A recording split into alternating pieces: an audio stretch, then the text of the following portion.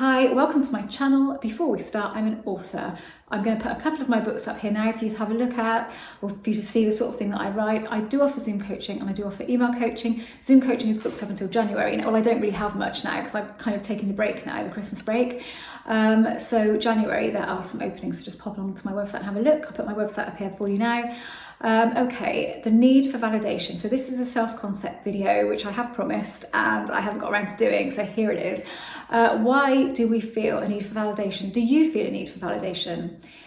99% of the time, I think it's probably 100% of the time, but we're going to take it to 99% in case there's that 1% that it isn't the case for. It comes from childhood. We have a need for approval. So we may have needed it from our parents and not got it, a teacher, a friend. It doesn't really matter who it is, but it generally comes from back then. When we have had that need for validation, we want to be told we're good at something, we're trying to impress, we're trying to get that sugar rush of that person that we really crave that from, telling us that we're great, that they're proud of us, how great are we? That's what it comes from, and then we take it with us to adulthood. We take a lot of stuff from childhood through to adulthood, but the key is recognising it. Now, when you are searching for validation, and whether you know it or not, have a think about it now, are you? When you're looking for a reaction from somebody else to make you feel good, so that could be anything, couldn't it, from absolutely anybody. It doesn't matter who it is. Generally, when we have a need for validation, it's not just that one person we need it from when we get older. We kind of need it from every aspect of our life, every person in our life.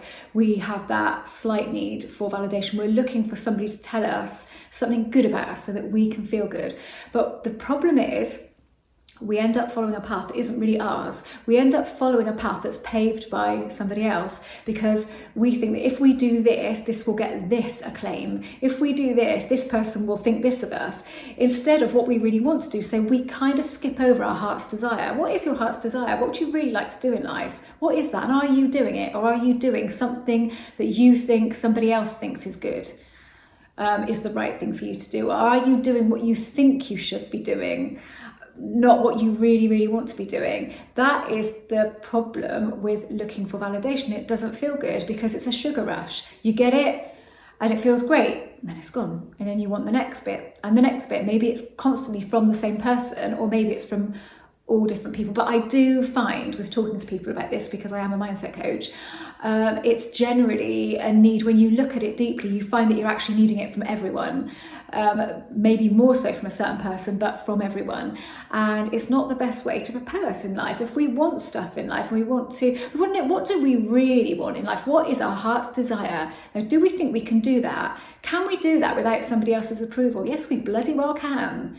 You know, we have to get into the frame of mind and the state of mind that it doesn't matter what that other person thinks, it only matters what we think. Because if we feel good about us, we won't care what anybody else thinks. It will be unimportant. It will have no value what somebody else thinks. You will get compliments and that. People will start telling you how great you are then, because you feel it inside. So you are going to see it on the outside. But whilst you are stretching for it on the outside, you're not going to see it because you're in kind of desperate need of it. So you're never going to meet other people's expectations. We can never meet other people's expectations because we don't even know what they are half the time. So if we're trying to do that, it's a constant battle. It's a constant chasing validation, chasing approval from people instead of just getting on with our lives and doing what we enjoy. Be the best version of you. This is a really good exercise in thinking about this. If you're concerned that you might have upset someone, or you're concerned about something that's happened and you're ruminating on it, you're thinking, was it my fault? Oh my God, maybe I shouldn't have said this or shouldn't have said that. Bring it back. Ask yourself, did I do all that I could do? Was I happy with the decisions that I made at the time? And look at it and be critical of yourself, you know, in an analytical sort of way. And if you can bring it back to, yeah, I really did all that I thought was required of me, or that I really did everything that I could, and I really feel that, then that's all that matters. Don't worry about what the other person is thinking, because you will never ever meet everybody's expectations all of the time. It's irrelevant, somebody else's expectations. As long as you know that you've done all that you can do, you have to bring it back to that, and then just kind of take that pressure off of yourself. Everything in life, like absolutely everything, is only the meaning that we put on things that matters. So, you know, for example, if you're really attached to a certain outcome and you really think, oh my God, I cannot manifest with this attachment, then you've placed a meaning on attachment of I cannot manifest with this feeling. But if you had that bit of attachment and then you thought to yourself, yeah, I got that bit of attachment, but that'll pass, that's fine, it's not really bothering me that much, you'd have a whole different feeling around that. So your future would unfold differently than the person, let's say two versions of you, and you both had different feelings about attachment, then your future would unfold differently than that other person, the other version of you's future, because your feeling on the subject is different. So it's how you feel about it. So if you can feel good about yourself and happy in yourself and know that you're doing all that you can do and you're following your own path, and it's not about the other person, it's only about you. If you continuously look for validation and don't do anything about it, you will never be happy, because you will constantly be feeling disappointed that you're not getting that validation, a bit annoyed at that person for not giving you the validation. And at the end of the day, why does somebody need to give you validation? Why is it their job to make you feel good, to make you feel better? That is your job. Ultimately, our inner state is our responsibility. We cannot put the responsibility on somebody else to make us feel good. And if we're feeling crap about ourselves, equally, it's nobody else's place to come along and make us feel good about ourselves. Or if we're generally having a bad day, it's nobody's job to make your bad day good. It is your job to turn your mindset, to grab hold of your mindset and say, only I can do something about this. And it's the same here, only you can sort this out. So you start with, I do not want to care what people think anymore. We all care to a degree, don't we? Of course we do. There's a tiny little bit in there, and that's healthy. Whereas we don't want to upset people, we don't want to hurt people. So we don't want to get to a point where we don't care about things like that. What I mean is, you take your path in life, you make the choices you make, and you feel good about those choices. You think, yeah, that's the right choice for me. I don't care what A, B, or C thinks. I only care what I think. And if I only care what I think, then I'm not placing anything outside of me. I'm bringing everything inside. And that is when my life will change. I feel a lot lighter now that I don't care what people think. I wasn't overly analytical of what people thought of me, but I was just like most people. I did care about what people thought of me, and if I'd upset somebody, even if I'd done nothing wrong, I would still kind of end up taking the blame, because thinking, oh, it'd be easier just to say sorry, and then they'll think kindly of me because I said sorry. Nothing to do with the fact that actually I'm in the right and that I'm actually right, and I believe that I'm right.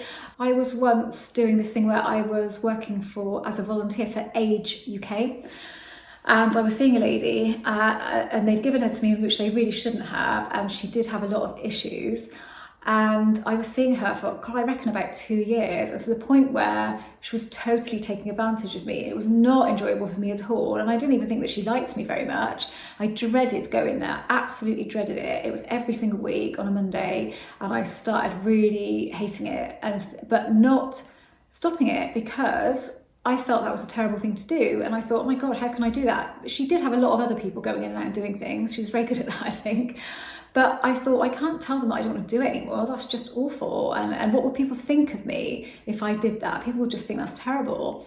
And then my friend Sarah, we were having a conversation one day, and she just said, well, what are you getting out of it? And I said, well, nothing. And she said, why are you doing it? I said, because I can't just leave her. She said, there's other people around her. You're not responsible for her. You're not responsible. If somebody's giving you nothing back, nothing in return, then there's no reason for you to keep giving them your energy. And something within me just clicked, and I thought, oh my God, yeah, what am I doing? And the very next day, I handed in my notice, and I rang her, and I told Age UK, and they were good about it, and I explained why. And then I rang her and told her that I wouldn't be doing it anymore. I was too busy. I made up some excuse, but I felt such a sense of relief. And I suddenly thought, yeah, why am I putting myself through this?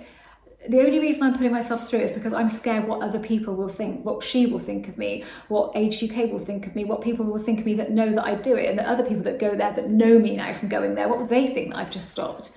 Well, who bloody cares? I was miserable doing it. Absolutely. I'm not even kidding you. I get in the car and I think, oh my God. And it was only an hour, but it was like the worst hour. She got me doing all kinds of things that I shouldn't have been doing. And actually, in the remit of doing this, you're not supposed to do any of that stuff, but I just didn't like to say no, because I just did it. And I thought, God, it's easier just to do it. But that is, and then I thought, oh God, the relief. And from that point onwards, it was way before lockdown that I gave it up.